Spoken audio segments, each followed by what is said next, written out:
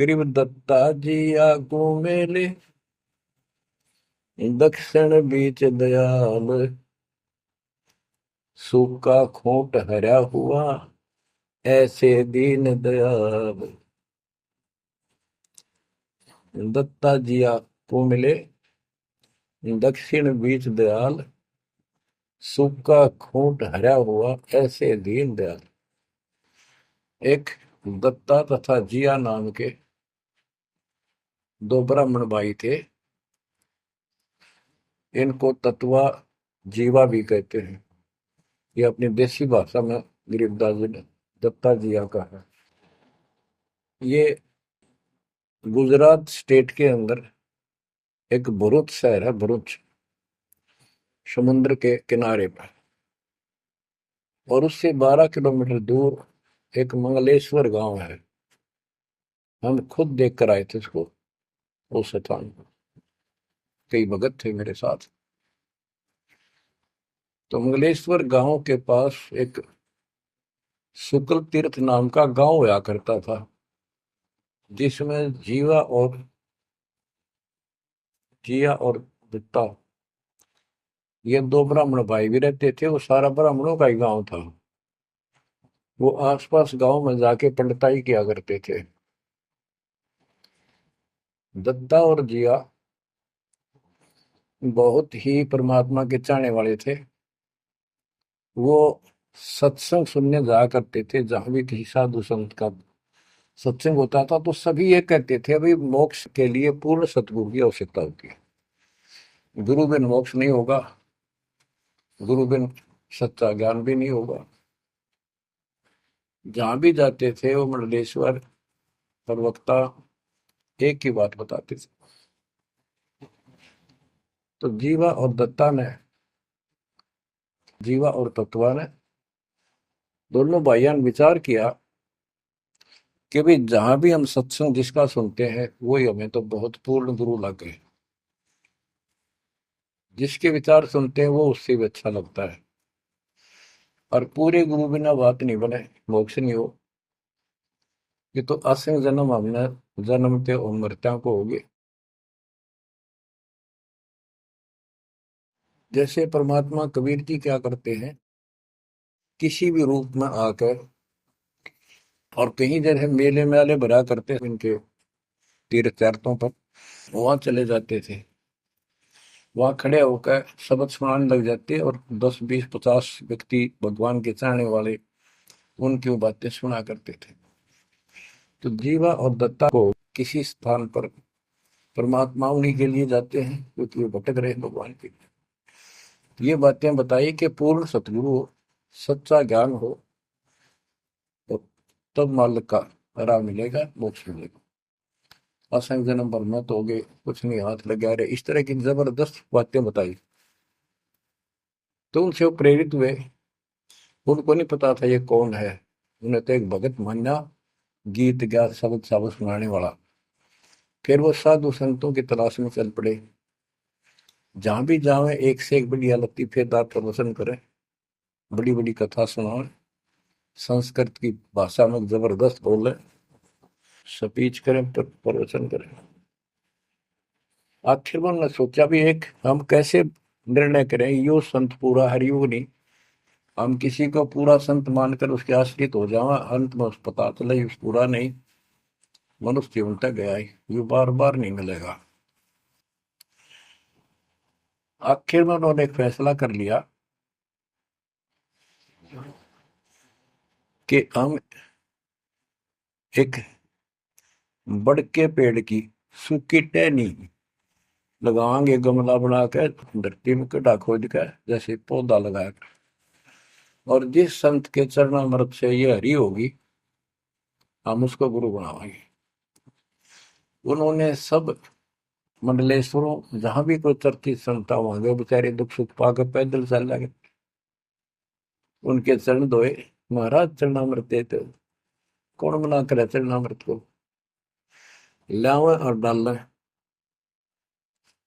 कोई कुछ नहीं हुआ, क्योंकि तुम्हें उन्होंने कहा है परमात्मा धरती पे संत नहीं है। और संत नहीं है तो हमारा मोक्ष नहीं। इसलिए हे परमात्मा, हमारा को मानुष जीवन शेष बचा है, इसको खत्म कर दो, हम दोनों को मार दो। कभी पृथ्वी पर संत हो तब जन्म देना। यूं कहकर खूब फूट फूट कर रोने लगे। काफी देर रोज ही टेंशन में रहने लगे, खाना पीना लगभग छूट गया। कैसे तो मर जाना अच्छा है, ये तो पशु जैसा जीवन बहुत बार जी लिए। तो कबीर साहब रह रह कर हमको सुना गए थे, कहीं कहीं इकट्ठे होकर खड़े हो जाते थे, भटकते थे, वहां मालिक भी किसी न किसी रूप में चले जाते थे। उनके यह प्रेरणा भर दी थी। बाकी मंडले सुना के बस में यह भी ना थे कि इसी प्रेरणा भर दे, इतना वैराग डाल दे। एक दिन परमात्मा पहुंचे उस सुकल तीर्थ गांव में, गली में जा रहे थे तो दत्ता बाहर निकला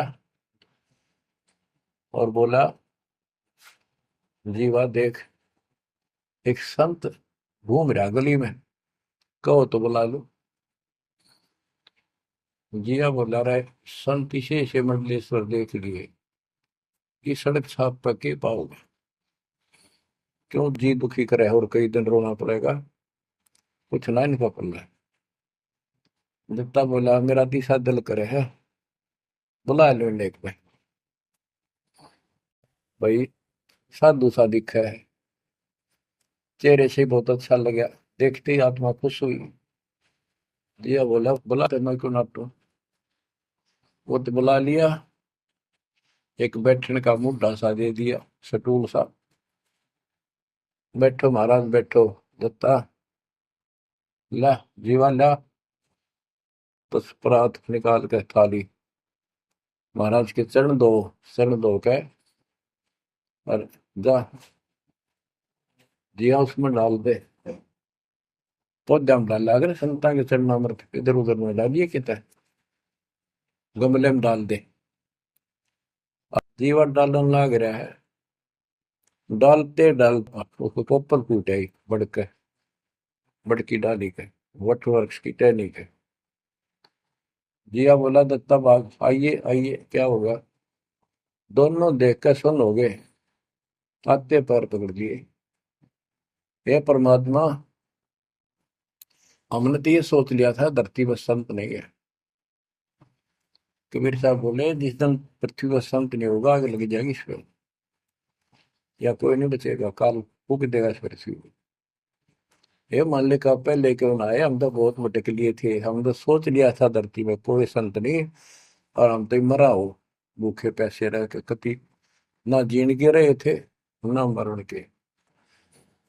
तो परमात्मा से काफी लिपट के सीने के लग के कभी चरणों में गिर के और सौ शुक्र बनाओ, हे परमात्मा पहले क्यों नहीं आए, हम तो हमारे लिए कति सारे घूम लिए नीलेश्वरों के, किसी के पास कुछ नहीं पाया। परमात्मा बोले, बच्चों ये संत की पहचान नहीं थी जो तुम कर रहे थे, ये तो सिद्ध भी कर दे, थोड़ी बहुत चमत्कार जादूगर कर देते हैं, हथेड़ी में गेहूं हरे कर देते हैं, ये कोई पहचान थोड़ी तुमने ये क्या तरीका अपनाया था। संत की पहचान ज्ञान से होती है, समाधान से होती है।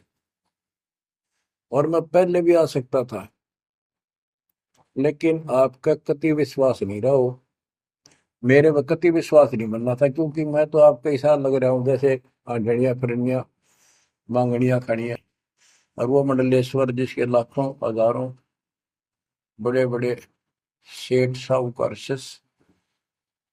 तुमने सोचो कि और भी कोई होगा जरूर, इसने सड़क छापने के छोड़ उनके पास जाते, वहां कुछ मिलना था नहीं तो मेरे तो भी चले जाते। गुरु के प्रति नाम दीक्षा लेने के बाद स्वप्न में भी नहीं आना चाहिए आज कोई नकली संत। लेकिन कबीर साहब ये भी कहते हैं कि जब ल गुरु मिला नहीं साचा, तब ल गुरु करो 10 पाचा। पूरा गुरु ना मिला, इतने चाहे 100 छोड़ दो, 10 20 कितने छोड़ने पड़ो, त्याग दो, लेकिन मेरे प्रति तुम्हारी अविश्वास हो जाता तो मेरे से खत्म हो जाते आप। इसलिए मैं लास्ट में आया हूं, तुम्हारी सारी फड़क निकल ली, तुम कभी थक कर और छक कर बैठ चुके थे कि कोई कितना कुछ नहीं किसी के पास, ये सिद्धि भी कोई ना इनके पास, ये बनने इनकी फेल कर दी ना, कोई इनको चमत्कार भी कर दे उतारे लिए, इसलिए फेल करी कि ये पहचान संत की नहीं होती, लेकिन तुम मेरे पिछले संस्कारी थे, इसलिए मैं काल के मुंह में तुम्हें नहीं जान दे सकता। एक भक्ति करो। अब उन्होंने सब वो बकवाद पूजाएं जो यजमान बना रखे थे वो छोड़ दिए, कोई किसी का झाड़े जुड़े लाना या किसी के मृत्यु पे जन्म होने पर किसी का नहीं ले जाना छोड़ दिया, सत साधना करने लगे, जमीन थी अपना खेती करें और परमात्मा की कृपा से बढ़िया गुजारा हो गया। ब्राह्मणों को इस बात की ईर्षा होगी, इन्होंने तो धर्म बदल लिया और हमारी सब क्रियाएं छोड़ दी, उस कुल को जाति से घेर दिया, निकाल दिया। फिर क्या होता है, चलो निकाल ले रो जाति तो कोई फर्क नहीं पड़ता, उन्हें तो अपना कमा के खाना था और भक्ति करनी थी, मोह पाना था। एक का लड़का था, एक का लड़की थी, दोनों भैया जवान हुए, ब्राह्मणों को यहाँ शादी के लिए जावे, रिश्ते के लिए लड़की का सब मना कर दिए, तुम तो जाति बहिष्कृत हो, हम तुम्हारी कन्या का वहां नहीं लेंगे, रिश्ता नहीं बनेगा। दोनों टेंशन में आ गए। कबीर साहब बोले ऐसे करो, तुम ये अफवाह फैला दो कि भाई जीवा का लड़का और दत्ता के लड़के की शादी कराएंगे उस दिन, और तो हमारे बच्चा ने उठता नहीं, हमने तो आपस में ब्याह करना पड़ेगा इनका। ये सारा सुरसराट फैला दिया, पंडितों की पंचायत हुई, उन्होंने कहा भाई विचार किया कि ये तो निकम्मे होंगे सो होंगे, फिर बच्चों का क्या दोष है, बच्चा नाम ब्याह होंगे भाई, ये तो जुल्म होगा, कति दिन भ्रष्ट हो जाएगा, बाण भाई का ब्याह कदे हुआ करे, रह कति दुनिया थूकेगी हमारे गांव के गांव को। पंचायत होने के बाद 10-20 आदमी आए, इन बोले भाई सुन, यो कदम उठाओगे तुम, यह बेटी हमारी है, बेटा हमारा है, हम इनका रिश्ता करेंगे। दोनों का रिश्ता हो गया। परमात्मा बोले देखा बेटा, मांग लेगी ना फटकड़ी रंग भी आया चोखा, हो गया ब्याह भी हो गया और सारे काम हो गए, टेंशन ना लो। तो बच्चों मुश्किल से आसान करेगा आन के, एक केसो बंजारा उतरा जान के। तो कहते हैं ऐसे कोई दिक्कत आओगी तो मालिक 100 समाधान निकालेगा, पर निकालेगा तब जब आप उसके प्रति पूर्ण रूप से समर्पित हो जाओगे। गरीब आसन अचल कबीर का, सबका सतगुरु एक, ब्रह्मंड 21 समझ ले, या धूमे के सिरेख, कि 21 ब्रह्मांड को देख ले, ये धूमे के सिरेख यानी कति नासवान, बिल्कुल अस्थायी, इनका कोई अस्तित्व नहीं। अब साइंस ने ये सिद्ध कर दिया, साइंटिस्टों ने, खगोल भूगोल के जानने वालों ने, खगोल भूगोल के जानने वालों ने ये सिद्ध कर दिया है, पृथ्वी भी घूमती है, सारे लोग घूमते हैं, यहां तक भी सिद्ध हो गया कि सूर्य भी चला है, लेकिन पूरे ब्रह्मांड के साथ चलने से इसका पता नहीं लग रहा, ये घूमते हैं। कहने का भाव ये सारे ऐसे लटके हुए हैं जैसे पतंग, गरीबदास जी ने कहा सर्वलोक ऐसे है जैसे पतंग आकाश में लटके पड़े हैं, और जिस दिन भी इसका अंत होगा, सारे एक दूसरे से टकरा टकरा कर आग लग जाएगी।